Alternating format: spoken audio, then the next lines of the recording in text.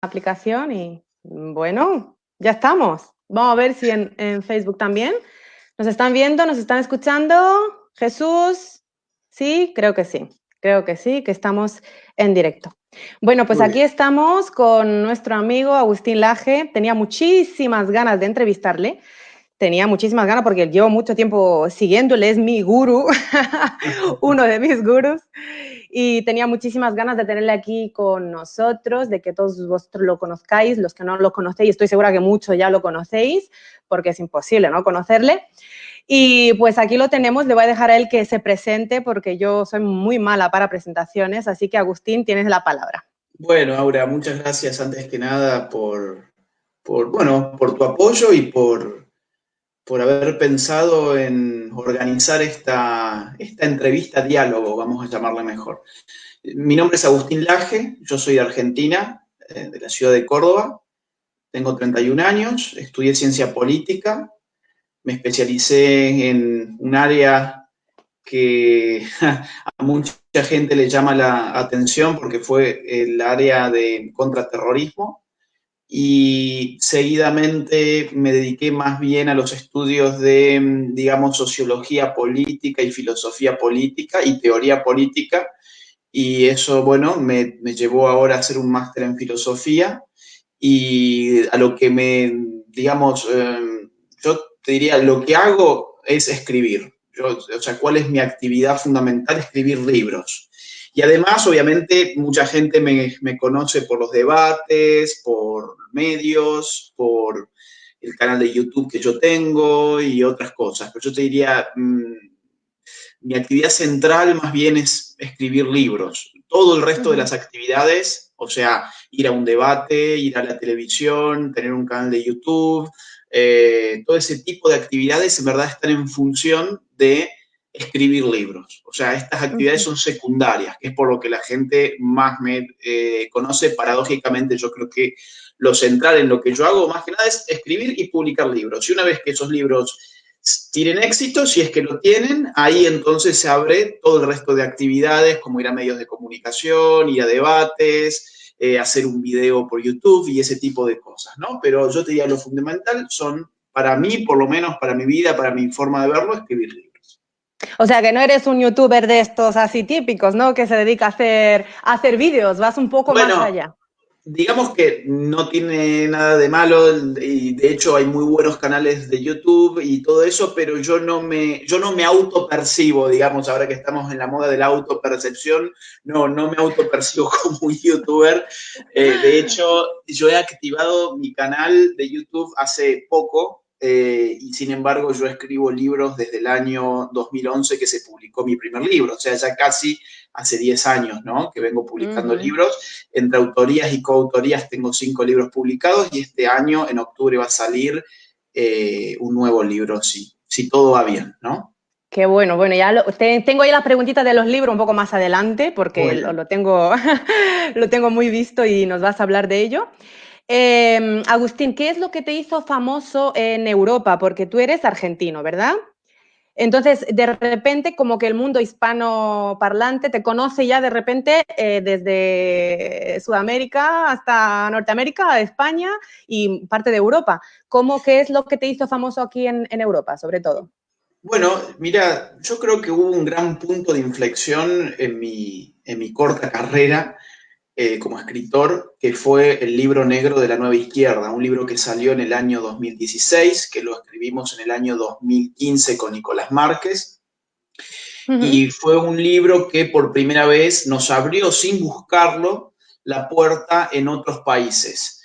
Mis libros anteriores, al igual que los libros de Nicolás, en general giraban en torno a temas de interés más bien nacional. Yo, por ejemplo, había escrito un libro contra los Kirchner, había escrito un libro de historia política de Argentina, entonces digamos que eran libros que podían interesar más que nada a los argentinos y ya. De hecho, tuvieron éxito dentro de Argentina. Ahora, Uh -huh. como el libro negro de la nueva izquierda ya aborda temáticas que estaban sufriendo todos los países de Occidente, te diría, no solamente los hispanohablantes, ese Claro. libro empezó a difundirse a una velocidad inusitada, entre otras cosas gracias a la tecnología de Amazon, Yo antes no había nunca puesto ninguno de mis libros en Amazon. Este libro salió por Amazon y a las 2 semanas de publicado ya se estaba vendiendo de a montones y poquito más tarde se convirtió en bestseller internacional de ciencia política en español y empezaron a llegar las propuestas de dar conferencias fuera de Argentina cuando nosotros siempre hacíamos giras de conferencias dentro de Argentina. Empezamos a ir a Uruguay, luego a Chile, después subimos a Perú, después fuimos a Ecuador, después a México, y bueno, y así fue. Y luego vine, sí, a España, a un congreso sobre ideología de género en febrero del año 2018. Después, en noviembre del año 2018, hicimos una gira en varias ciudades españolas, en Cádiz, Palma de Mallorca, bueno, eran como 8, ya no me puedo acordar bien. Y en fin, digamos que los últimos 4 años, yo te diría, los últimos 4 años yo no he parado de hacer viajes para dar conferencias, debates, seminarios, cursos. De hecho, el año pasado yo saqué una cuenta estimativa y me arrojó un promedio de haber tomado 4 aviones en promedio por semana. 4 aviones por semana en promedios entre idas y vueltas. ¿Han hecho alguna oferta o algo o no? No, más que acumular millas uno no hace más que eso, ¿no? Así que ha sido, digamos, súper agitado. Y ahora estoy viviendo en España desde octubre, justamente, haciendo un máster acá, que en principio debería estar terminando en julio. Vamos a ver qué pasa. Entonces, tu fama, digámoslo así, se debe a tu libro más que a otras cosas. O sea, no has escrito el libro a raíz de ser famoso, sino a la inversa. Has escrito el libro y después de eso, pues, la gente te ha hecho famoso, ¿no? Eso quiere decir que eres un buen escritor. Mira, vos sabés que me pasa algo con los libros que yo supongo que le pasa a todo el mundo. Nicolás Márquez, que es el coautor, me ha dicho lo mismo, que es que cuando uno se relee después de varios años, dice, ¿cómo puedo haber escrito esto tan mal? Entonces, un escritor yo creo que nunca termina de decir soy un buen escritor, porque en definitiva, si el libro vende o no vende, en todo caso, bueno, hará a muchos factores, entre otros, claro, si uno escribe bien o no. Obviamente, si la cosa está mal escrita, la gente no lo va a comprar, pero además hay un montón de otros factores que entran en juego. Pero cuando yo leo, por ejemplo, el Libro Negro, que ya tiene 4 años, 5 años casi, yo digo, bueno, esto lo podría haber escrito mucho mejor, cómo me gustaría haberlo escrito de esta otra manera. Y si yo veo además el libro anterior, que es del 2013, digo, uy, no, esto, ¿cómo lo puedo haber escrito así? Tendría que haberlo escrito de esta otra forma. Y si veo el del 2011, pasa lo mismo. Entonces, yo creo que los escritores nunca terminan, supongo yo, claro, o sea, claro, me conozco a mí mismo y conozco a Nicolás Márquez, que piensa más o menos igual. Supongo que uno nunca está 100% conforme con el pasar del tiempo. Claro, ¿no? Así es, y eso es bueno, porque cada vez eres mejor y es lo que queremos, ¿eh? Que cada vez seas mejor, porque todos los que estamos enganchados así, a ti, literalmente, ¿eh? Yo estoy enganchada porque no creo que pase ningún día sin ver algún vídeo tuyo. Yo personalmente creo que los que escuchan también, pues queremos, ¿no? Ver ese avance tuyo, el ver el desarrollo, ¿no? El cómo pensaba hace 2, 3 años, no pensar, sino cómo escribía, cómo se desarrollaba y cómo poco a poco te haces más fuerte, ¿no? en tu área. Hablando de eso, te quería preguntar sobre los avances en tu investigación acerca de la superpoblación mundial y qué relación crees que pueda guardar con los movimientos sociopolíticos actuales. Bueno, ese es un tema crucial. Una de las autocríticas que yo puedo hacer del Libro Negro precisamente es que no le prestamos la suficiente atención a temas como ese, ¿no? O sea, nosotros en el Libro Negro de alguna forma descuidamos el aspecto geopolítico detrás de la ideología de género. Y efectivamente, digamos que es casi una constante, yo te diría, en la historia humana, la paranoia por la superpoblación. En el nuevo libro que lo voy a sacar, como te dije, si todo sale bien en octubre, encuentro datos, por ejemplo, de los sumerios, es decir, estamos hablando de varios miles de años antes de Cristo, donde ya hay registros de este tipo de paranoias, de que el mundo está superpoblado y que hay que buscar las formas, los mecanismos, las técnicas para controlar el nivel de población humana. O sea, estamos hablando de varios miles de años antes de Cristo, insisto. Esta paranoia toma una forma muy concisa, muy científica, digamos, en Malthus, ¿no? Estamos hablando de hace, si no me falla la memoria, más o menos 2 siglos. Y esta paranoia para mí tiene su punto de expresión más claro en la historia reciente, en lo que se llamó el informe Kissinger. Un informe secreto, lleva el nombre de Kissinger porque Kissinger fue quien lo redactó. Fue un informe clasificado para quien en ese momento presidía los Estados Unidos, que era Nixon, año 74, para Nixon, para el jefe de la CIA y para el jefe de la AID, que es la Agencia de Ayuda Internacional de los Estados Unidos. Ese informe fue para esas 3 personas. Ese informe no es que yo haya accedido a él porque yo me haya metido a robarlo por allí en alguna oficina. No. Ese informe se desclasificó en los años 90, es decir, ustedes lo pueden acceder también. Es un informe que hoy está abierto al público, pero en su momento fue un informe cerrado. Y ese informe tiene, digamos, 3 hipótesis, 3 tesis, 3 grandes tesis. Que la población mundial va a generar un problema significativo para el primer mundo, para el mundo rico, llamémoslo así, por 3 motivos. Uno, el agotamiento de los recursos naturales que generalmente provienen de los países que tienden a superpoblarse porque no se controlan los índices de natalidad. Segundo problema, la polución, la contaminación. Vos fíjate que no es coincidente que la agenda verde vaya tan de la mano con la agenda de género. Y por lo general son los mismos militantes y por lo general se basan en una antropología de la autodestrucción en la cual el ser humano aparece como una plaga, no como persona, sino como un virus para el planeta, al mismo tiempo que, por eso mismo, por ejemplo, el ser humano por nacer, el ser humano en gestación es degradado a la condición de parásito, bolsa de células, ¿no? Porque el ser humano de alguna forma parasita, incluso ya nacido, a la madre tierra, ¿no? Toda esta antropología está muy de moda hoy, incluso a nivel teológico.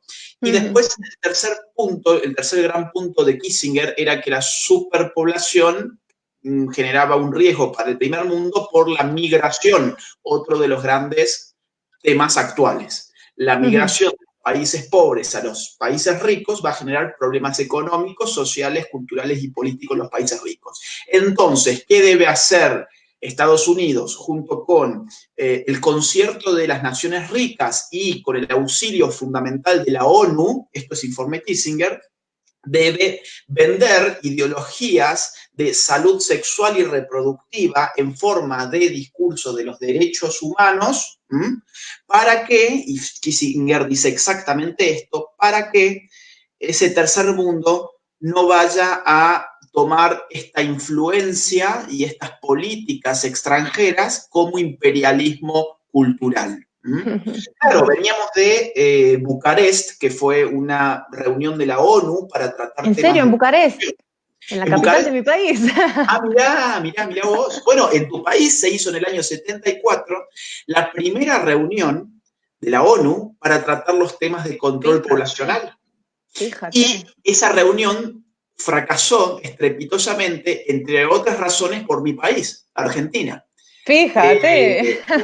Y, digamos, muchos países del tercer mundo que acusaron de imperialismo cultural las políticas reproductivas que estaban impulsando toda esta agenda de Kissinger, toda la agenda Rockefeller que también estaba detrás de todo esto. De hecho, Rockefeller tercero expone en esa ocasión en tu país, hablando sobre los derechos de la mujer, todo lo mismo que escuchamos hoy en el año 74. Pero usaron Bucarest solamente como plaza para hacerlo, porque en Rumanía estamos siendo en ese sentido muy retrasados. Somos muy poco progres.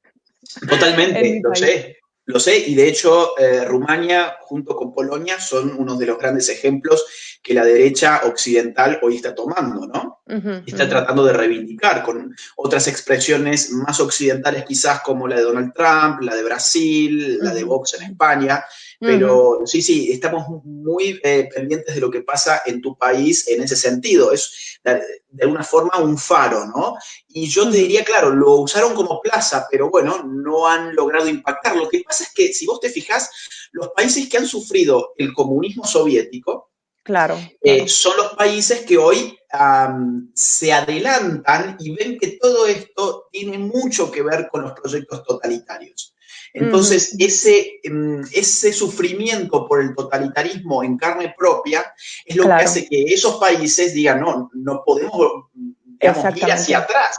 Por eso, cuando acusan de retardatarios a estos países, se confunden terriblemente.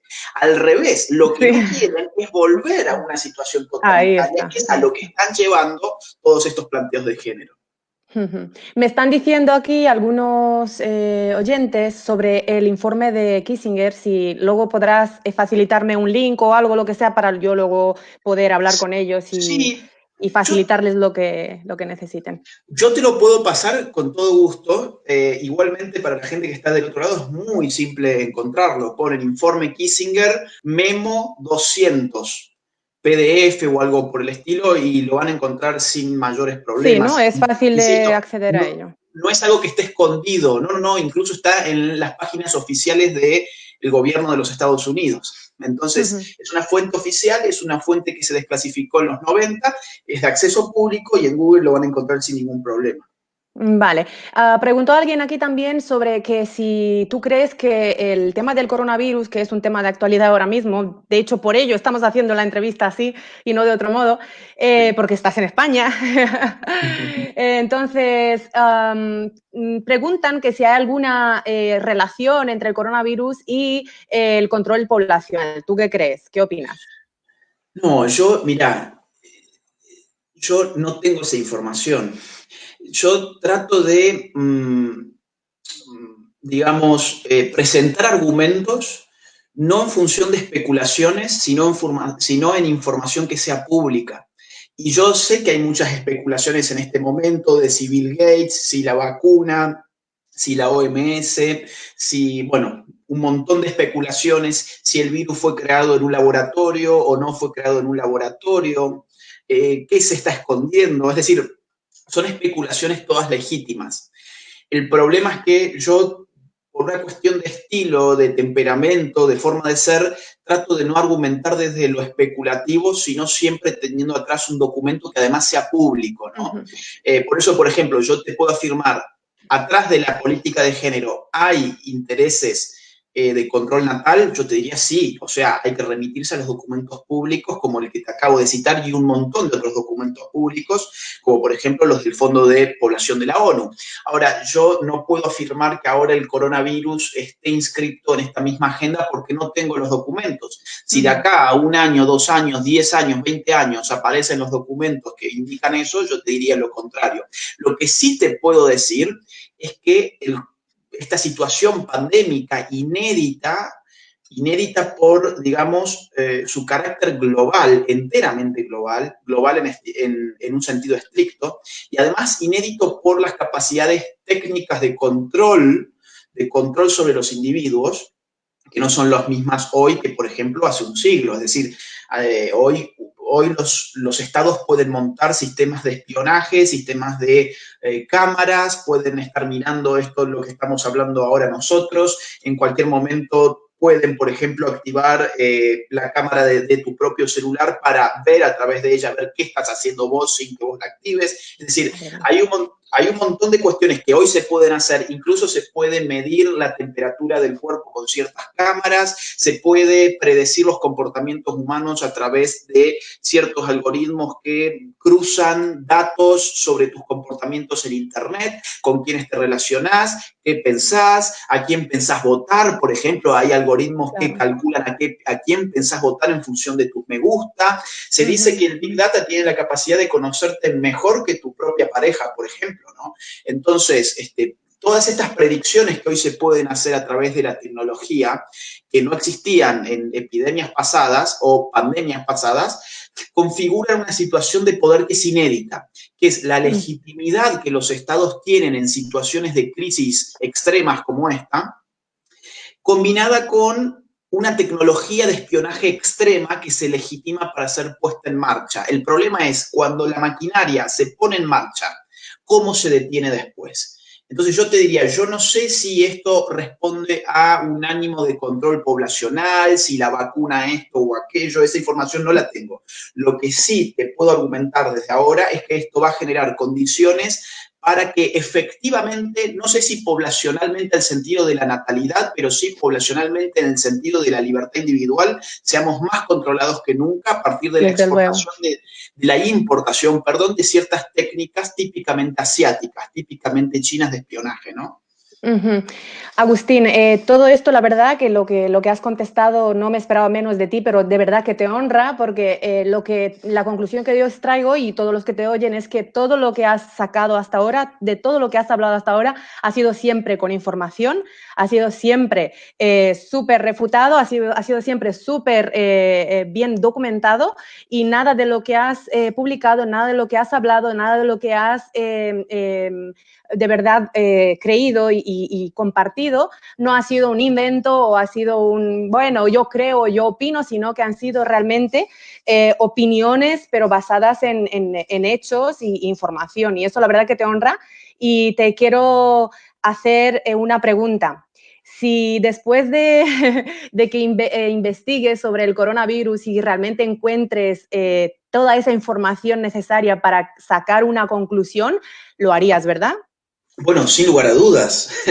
De la misma forma que lo he hecho con otros asuntos, como el tema del aborto, por ejemplo, a partir de datos de cómo se ha venido financiando todo el lobby abortista, cómo se estructura como industria, cómo hay una industria abortista, más allá de, por ejemplo, el tema geopolítico que hemos hablado, cómo además hay intereses megacapitalistas, vamos a decirlo así, es decir, intereses que se cuentan realmente en una cantidad innumerable de millones de dólares de rentas a partir de las sangres de nuestras mujeres y de sus hijos en gestación, y cómo todo esto que se vende como una cruzada revolucionaria, no, a ver, si tu revolución aparece por Netflix, tu revolución no es una revolución.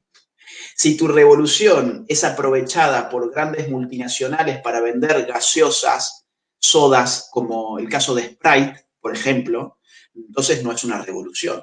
Si tu supuesta revolución es aprovechada para hacer música por parte del establishment multimediático, para hacer videoclips, como el de este rapero, que no sé bien cómo se llama porque no escucho ese tipo de música, pero que salió hace muy poquito, Bunny, no sé qué cosa Bunny, bueno, Tampoco lo sé. digo, insisto, bueno, vamos a un caso mucho más conocido, Miley Cyrus. Es decir, si tu revolución aparece en las fotografías de Instagram de Miley Cyrus, no es una revolución, te están vendiendo que es una revolución porque de Ya, alguna ya. forma aquieta los ánimos colectivos que se distraen en cuestiones en donde se piensa que se está haciendo una revolución y en verdad uno está simplemente siendo funcional a un gran negocio. Déjame, sin embargo, que haga una pequeñísima aclaración de tu comentario anterior.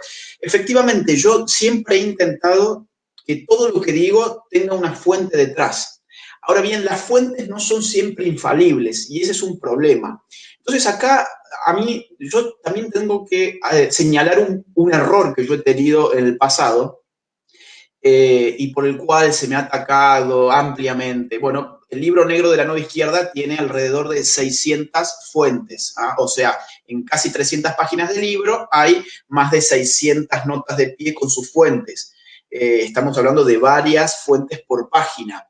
Ahora, dentro de estas 600 fuentes, hubo una que fue una noticia falsa, una fake news, ¿no? O sea, de 600 fuentes hubo una que era una noticia falsa. Yo Oh. evidentemente la puse allí sin saber que era una noticia falsa, no lo contrasté como debía haberlo hecho y fue un error humano que cualquier persona puede tener. Ahora, Exactamente. no hubo mala fe, no hubo mala fe y tampoco pone en peligro la tesis porque ni siquiera es un dato fundamental, es un dato anecdótico.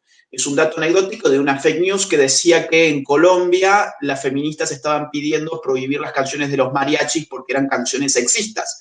Y me parece bastante creíble, de hecho, que eso pueda pasar, porque de hecho, en Argentina, por ejemplo, el feminismo ha montado una cruzada, algunas feministas han montado cruzadas contra el tango, y entonces, y con ciertas canciones, y con ciertos concursos de belleza, y contra cierto arte supuestamente patriarcal, pero resultó que esta noticia no era verdadera. Entonces, las fuentes, o sea, uno recurre a las fuentes, obviamente, pero a veces, bueno, pueden pasar este tipo de cosas y yo aprovecho estos minutos para poder explicarlo también, ¿no? Agustín, ¿por qué crees que te has encontrado a lo largo de tu camino, seguramente lo sabes y todos nosotros lo sabemos, pero dilo alto y fuerte, con tanta aversión y censura por parte de las autoridades de los sitios donde has ido exponiendo tus conferencias? Hemos visto, que te sigo desde hace tiempo, he visto que has hecho conferencias en muchas partes, en muchas ciudades, y las mismas autoridades de allí, del sitio donde ibas a exponer la conferencia, se ponían como locos para que no dieras tu conferencia, y vosotros mismos, los seguidores tuyos mismos, eran los que finalmente te sacaban a flote y podías seguir con la conferencia. ¿Por qué esas autoridades realmente quieren ponerte trabas en el camino? ¿Qué les das tanto miedo? ¿Cuál es el miedo que ellos tienen? Bueno, efectivamente, si por algo se caracterizan mis conferencias es por ser, digamos, digamos, blanco de dos tipos de censura, te diría yo. Por un lado, la censura estatal, que nos ha ocurrido muchas veces en muchos sitios, por ejemplo, en México, por ejemplo.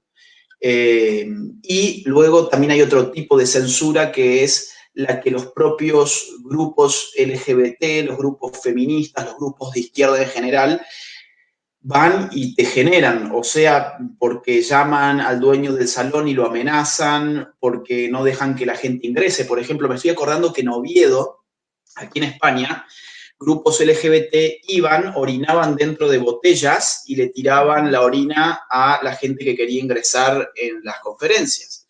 O, por ejemplo, me estoy acordando del caso de Barcelona, donde nosotros teníamos la conferencia a las 7 de la tarde y a las 6 de la tarde un grupo de 200 izquierdistas más o menos, con banderas comunistas, con banderas LGBT y banderas feministas, se plantó sobre la puerta del hotel, destruyó toda la fachada del hotel, con pintura, con inmundicia, y a la gente que quería ingresar las violentaron, y detrás de ellos tenían a todos los mozos de escuadra mirando el espectáculo, ¿no?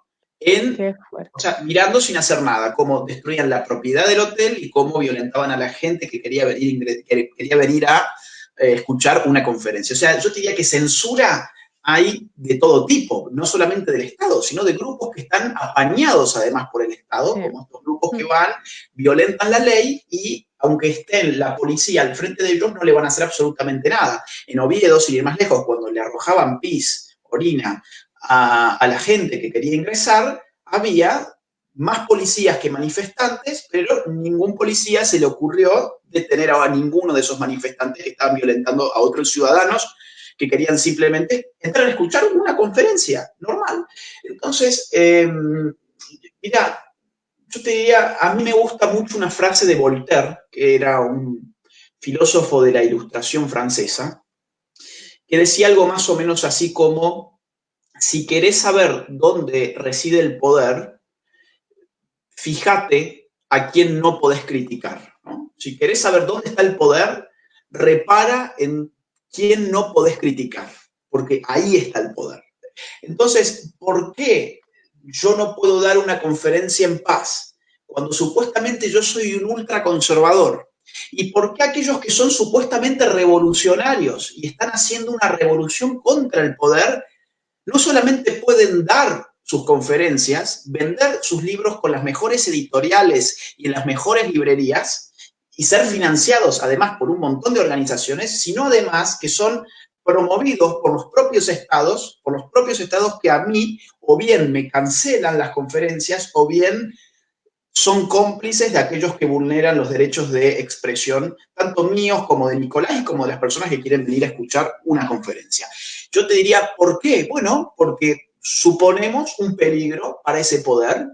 ¿Qué tipo de peligro? Bueno, por ejemplo, aquí en España veía ahí abajo que habían puesto un comentario, ¿qué opino sobre las leyes de asuntos de género, digamos, toda esta estructura de chiringuitos que se han generado por España? Bueno, evidentemente, si alguien viene y dice, oigan, esto no tiene ningún rigor científico, esto no ha ayudado en términos reales a superar ninguno de los problemas que han dicho que existían en la sociedad española. Estamos además derrochando dinero en mantener cada vez más chiringuitos con gente inútil que no sirve para nada y que solamente sirve para arrear banderas cada vez más extravagantes, que viven de nuestros impuestos, que viven del fruto del trabajo ajeno porque ellos no saben lo que es trabajar ni producir. Y si uno dice eso, bueno, pone en peligro a una maquinaria estatal que depende de que la gente piense que esa gente sabe lo que está haciendo, ¿no?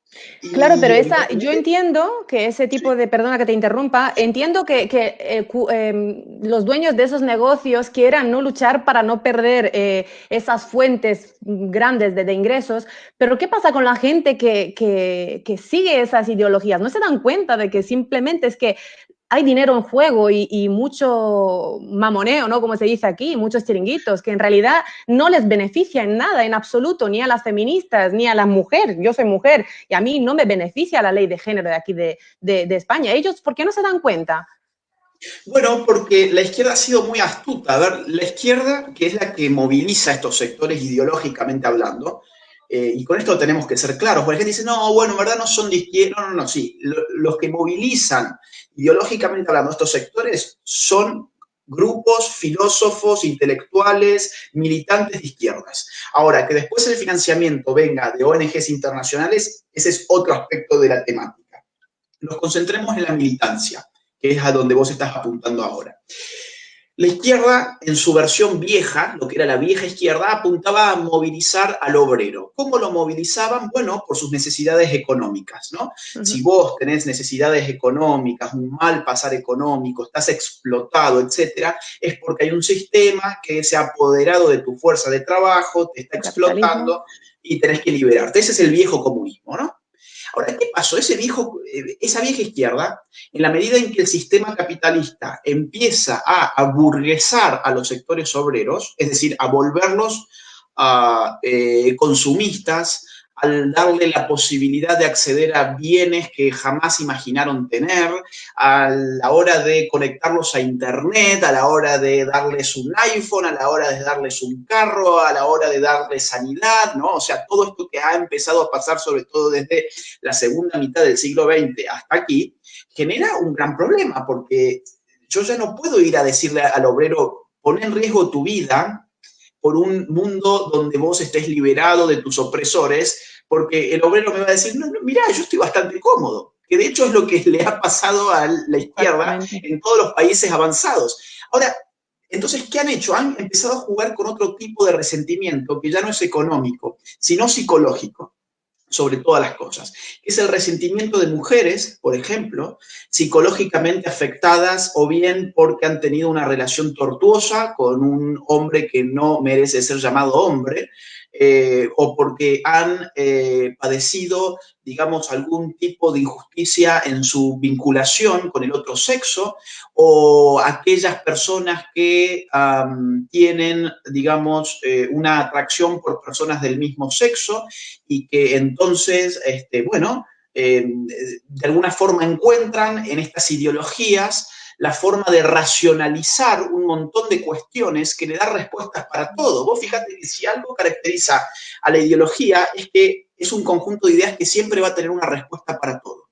Entonces, si vos hoy estás pasando un mal día, ya no es porque, bueno, por esto, por aquello, no, ya hay una única respuesta que siempre va a explicarte todo. Si a vos no te contrataron, por ejemplo, en el trabajo que estabas buscando, seguramente es porque sos mujer, ¿no? Si no te he cogido en esa entrevista es porque eres mujer, eres madre y claro, pues por eso, no es porque no estás preparada. Exactamente. O si digamos, te han echado de tu trabajo, seguramente es porque tenés atracción hacia el mismo sexo, Este tipo de racionalizaciones, digo, a uno le dejan, a uno le alivian todo este tormento psicológico que viene obviamente por otros motivos, te lo alivia porque te lo politiza, te lo desencastra del ámbito de lo psicológico y te lo lleva al ámbito de lo político. Entonces, ¿cuál es el mensaje final? Es, bueno, vos para estar bien, para ser feliz, no necesitas darte cuenta que en este mundo hay de todo. Hay justicias, hay injusticias, hay buenos momentos, hay malos momentos, hay oportunidades, a veces en mayor medida, a veces en menor medida.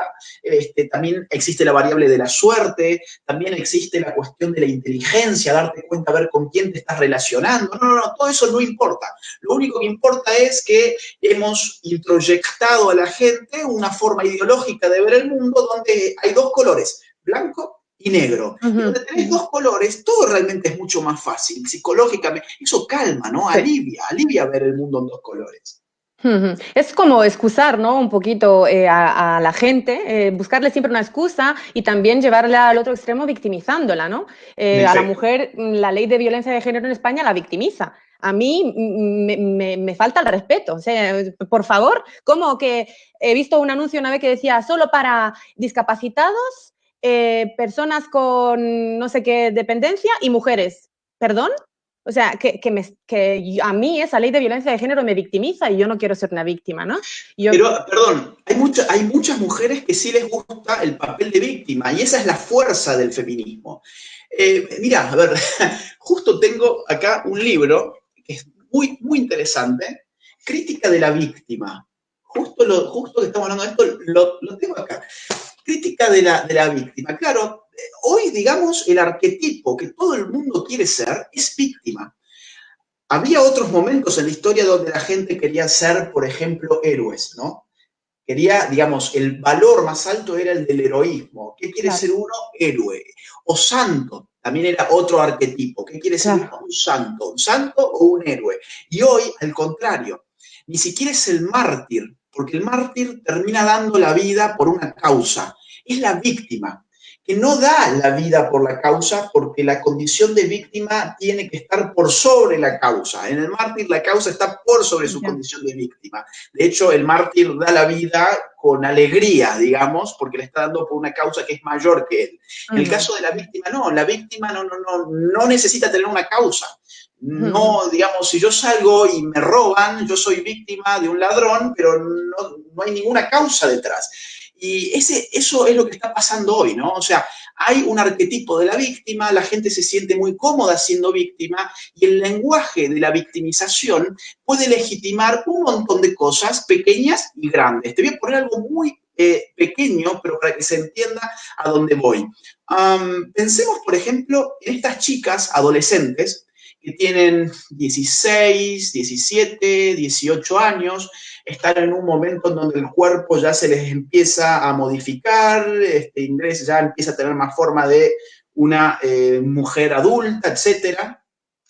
Y tienen a disposición un montón de arquetipos, bueno, en verdad no son un montón, es un arquetipo femenino, que es el de la mujer esbelta, ¿no? Que hoy está tan de moda en Instagram, donde tenés que matarte, bueno, haciendo gimnasio y además sacarte fotos en ropa interior, ¿no? Y subir tus fotos como quien, bueno, pero en vez de asumir eso como el narcisismo que suele ser por impulsos de ese tipo, porque te ves linda o qué sé yo, el feminismo y toda esta retórica de la víctima funciona por igual tanto para aquella mujer que no tiene las condiciones estéticas como para decir, bueno, yo encajo en este arquetipo. Vamos a pensar, por ejemplo, en la chica adolescente de 16 años que, digamos, está pasada en peso, ¿no? Está pasada en peso. Pero bueno, está viendo que toda esta, bueno, sube su foto en tanga y pone algo así, no creamos de los estereotipos heteropatriarcales que nos han obligado a cosificar a la mujer y nos han dicho que tenemos que ser, y hace digamos, un discurso pseudo revolucionario donde en verdad lo único que encubre es que tenía ganas de subir su foto en tanga, pero estaba insegura de eso, listo. Ahora vamos a pasar al otro extremo, la mujer completamente definida, digamos, con un cuerpo esbelto, digamos, armada, etcétera, bueno, también, digamos, subir esa foto en ropa interior, que digo, insisto, tan de moda está, bueno, no vayan a pensar que yo la estoy subiendo porque estoy orgullosa de mi cuerpo y porque encuentro que mi cuerpo es atractivo para la gente y por eso lo estoy subiendo. Entonces, ¿qué hago? Lo encubro con toda esta retórica de la víctima. Tantos años nos estuvieron tapando, que no nos dejaban mostrar nuestras partes, mientras los hombres podían andar sin su, digamos, en fin, ¿no? Todo esto, ¿no? Y tanta opresión, yo ahora hago la revolución con esta foto.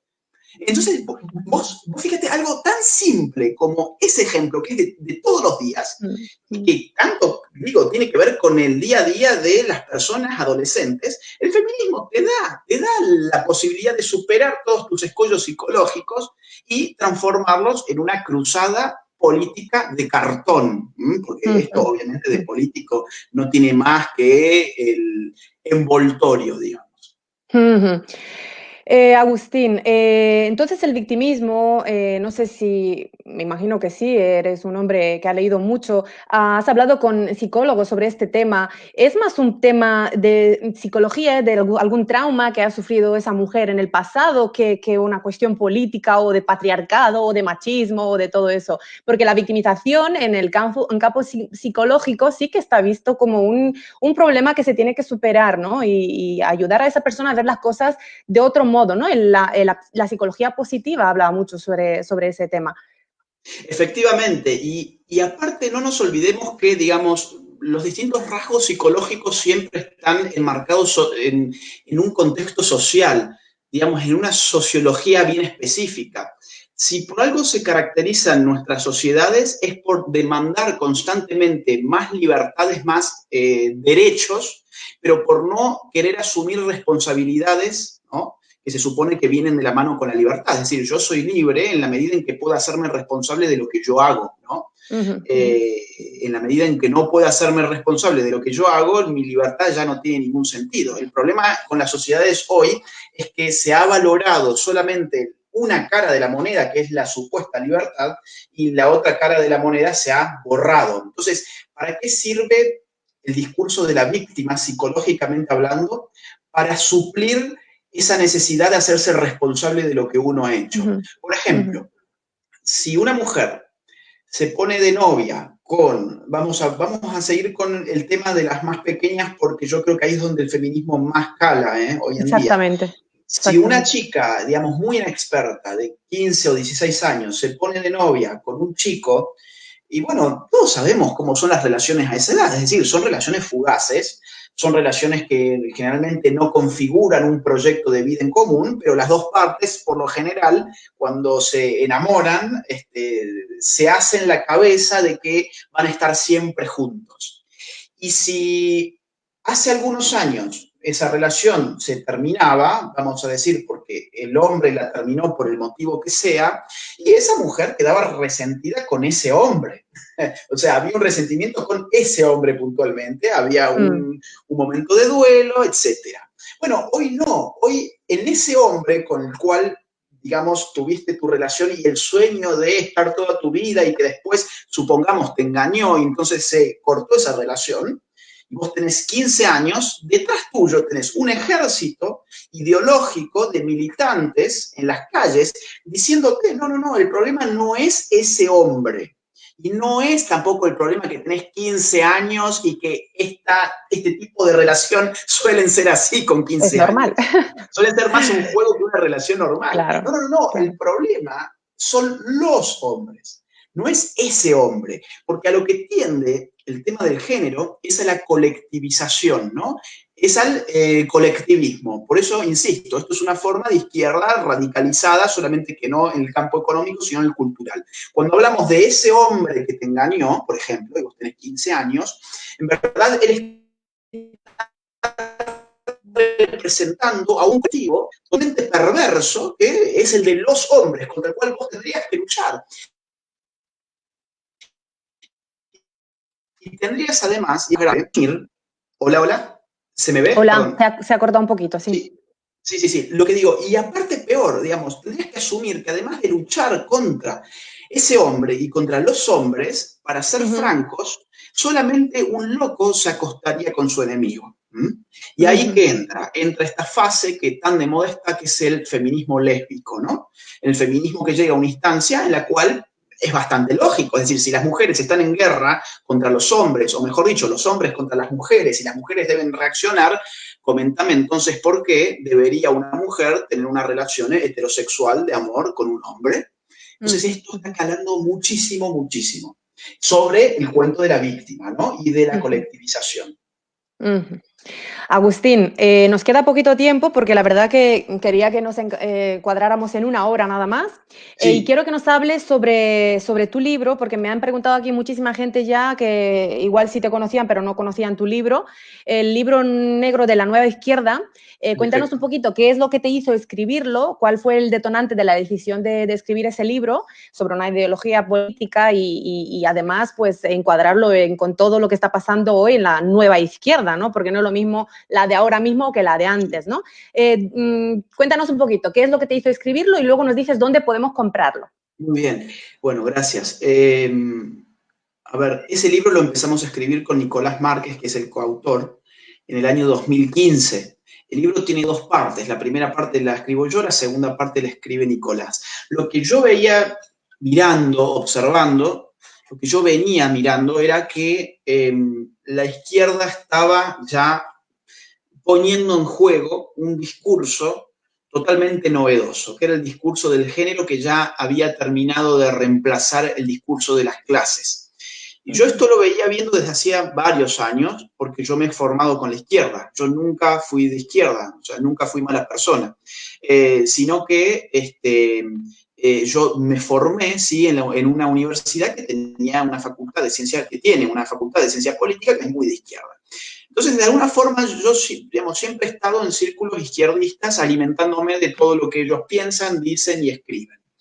Yo ya veía mirando todo esto, ¿no? Digo, qué increíble cómo, digamos, han pasado de Marx, que apelaba a la lucha de clases, a sencillamente a no hablar más ni de la clase obrera, ni de la revolución de las fábricas, ni del campesinado, ni de nada que hiciera esa lucha económica. Sin embargo, todos los días hablando cada vez más y más y más sobre el tema sexual y el tema de género. Entonces, lo que planteé, digamos, fue, bueno, a ver, ¿cuáles son las conexiones? ¿Cuáles son las conexiones entre la izquierda y cuáles son con el tema del género que parece, digamos, que va a ser central en su discurso de acá en adelante?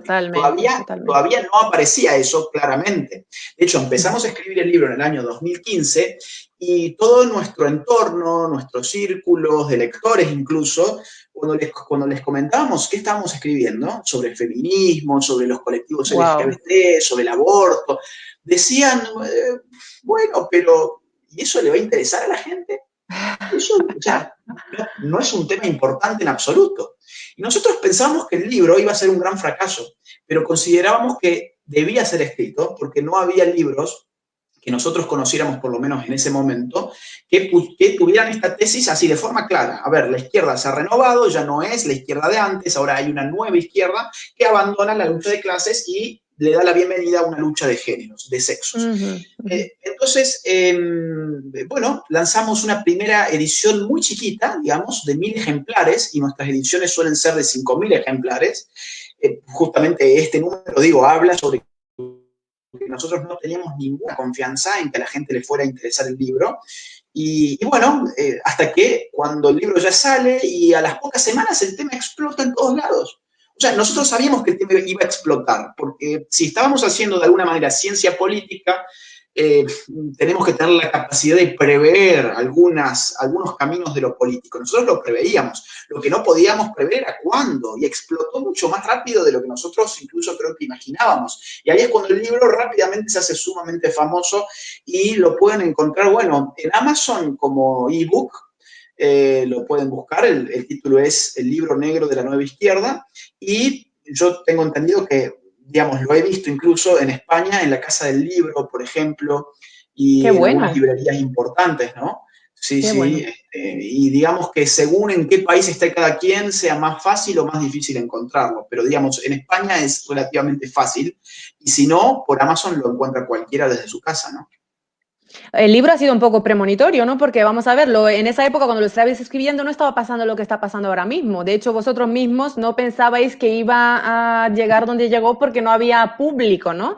Pero fíjate cómo lo lanzasteis y sí que había gente que lo estaba viendo igual que vosotros y ha sido magnífico. Y hay gente que lo ha visto antes. Claro, yo no había leído a esa gente antes, pero por ejemplo, otro cordobés, yo soy de Córdoba, Argentina, otro cordobés que lo conocí 2 años más tarde, ya había escrito un libro sobre ideología de género que es Jorge Escala, y él lo vio en el año 2002. O sea que en verdad nosotros no somos ningunos iluminados y demás. Nosotros lo vimos venir en el 2015. Hay gente que lo vio venir mucho antes. Mira, aquí me está diciendo una chica, se lo vamos a decir ahora mismo, se llama, El dile cómo se libro llama tu negro de la libro. nueva izquierda. Eso es. Y lo podéis encontrar en Amazon, en la Casa del Libro aquí en España y yo creo que en muchos otros sitios. Bueno, Agustín, ¿tienes planificada o tenías planificada alguna conferencia para este año en España y se la ha llevado por encima el confinamiento? Sí, sí, sí, había. Ay, qué pena. Por empezar, estábamos hablando para hacer una conferencia el 16 de marzo, creo que era, el 17 de marzo, es decir, algunos días luego de que Después, sí. empezara todo esto, ¿no? Esto empezó Vaya, alrededor qué del 10, pena. no, o el 13, por ahí empezó, ¿no? Sí, sí, Sí. sí. Y yo había dejado abierta la puerta para hacer varias conferencias en mayo, sobre todo, en mayo y junio. Pero bueno, por ahora obviamente esto está cancelado, pero cuando todo esto pase, ya vamos a hacer algunas cosas interesantes. Qué bueno. En Madrid también, ¿verdad? Sí, seguro, seguro, seguro que sí, principalmente. Bueno, Agustín, no sé, cuéntanos algo sobre ti que no sepamos. ¿Cuál es tu cerveza favorita? Me gusta mucho, bueno, por empezar, las bebidas alcohólicas, digamos, la que más me gusta sin lugar a dudas es la cerveza. No tomo demasiadas, digamos, tipos de bebidas alcohólicas, me gusta solamente la cerveza, me gusta el vino y me gusta la sidra española del norte. Eso me, ¡Ole! eso, eso me gusta muchísimo. Me Este, uno, me estas, uno. Me sí, encanta sí, la sí. sidra también. Aparte, toda esta cosa, todo este rito, esta técnica de que uno se lo tiene que servir y que tiene que romper contra el vaso y el barril enorme y todo eso, me encanta. O sea que me gusta también todo el tema ritual atrás de eso. La sidra en Argentina es muy fea, ¿no? O sea, no es una bebida rica. Entonces, cuando me dijeron que acá era popular, digo, pero la sidra no. No, fíjate, mirá, probala, muy buena. Y la cerveza sí, es la que más me gusta. Y me gusta la cerveza roja más que nada. Estas ámbar, Red Ale, ¿no? O sea, tienen distintos nombres. Yo mucho tampoco sé sobre cervezas, pero por ejemplo, acá hay una que me gusta mucho en España que es la Alhambra Roja, que acá le dicen tostada, ¿no? Creo que no le dicen Mm, roja, sino tostada. sí. Alhambra tostada me gusta mucho. Sí, y me gusta mucho ir a bares y me gusta mucho incluso llevarme algún libro para leer en algún bar si es que no voy con alguien, si voy solo. Lástima que ahora, bueno, estoy demasiado encerrado, ¿no? Todo Eso, eso eso. ya no ¿Te se puede gustan los hacer. bares? Amigo mío, no, no es el momento. Hay que montarse una No, barra en su casa, ¿no? sí, sí, sí, bueno, pero no es igual, ese es el problema. Compro mis cervezas y todo, pero bueno, no, ya va a llegar el tiempo en el que se pueda volver a los bares. Seguro que sí, hay que ser optimista, tener positivismo y todo va a pasar. Esto es Sí, solamente un tramo feo de nuestras vidas, de los cuales aprendemos, ¿no? Son tramos de los cuales también se aprende un montón y leemos mucho y estamos en contacto con gente maravillosa como tú y gracias. descubrimos libros tan buenos como el tuyo, así que vamos a dar gracias por todo siempre. Agustín, muchísimas gracias. No sabes lo agradecida que soy de que has aceptado mi entrevista. Nos hemos encuadrado justo en los 50 minutos, 60 minutos que pensaba que iba a durar. Te lo agradezco de verdad de corazón y mi gente también. Estoy segura de que te lo agradece. Tengo mucha gente que me ha dicho que no podía verlo en directo, así que lo vamos a poner en Facebook para que lo puedan ver después. Y nada, esperemos que todo esto pase y que pronto podamos verte aquí en Madrid, donde yo estoy. Me interesa mucho que vengas aquí a darnos mucha conferencia, que nos hace muchísima falta. Y nada, de verdad, muchísimas gracias, Agustín. Bueno, Aura, no, gracias a vos realmente por haberme invitado, gracias por el diálogo que me ha parecido muy, muy rico, creo que lo has llevado por distintos temas bueno, que la gente tiene muchas dudas sobre esos temas, ¿no?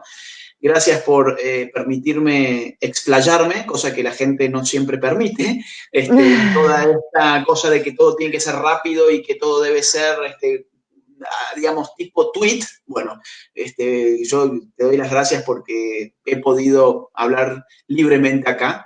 Y también gracias a toda la gente que nos acompañó ahora en vivo y la gente que lo va a ver en otro momento seguramente. Invitarlos también a que, si les gustó lo que han escuchado, compartan estos videos en sus redes sociales, en sus grupos de WhatsApp, mientras se pueda hacerlo, ¿no? Así que gracias.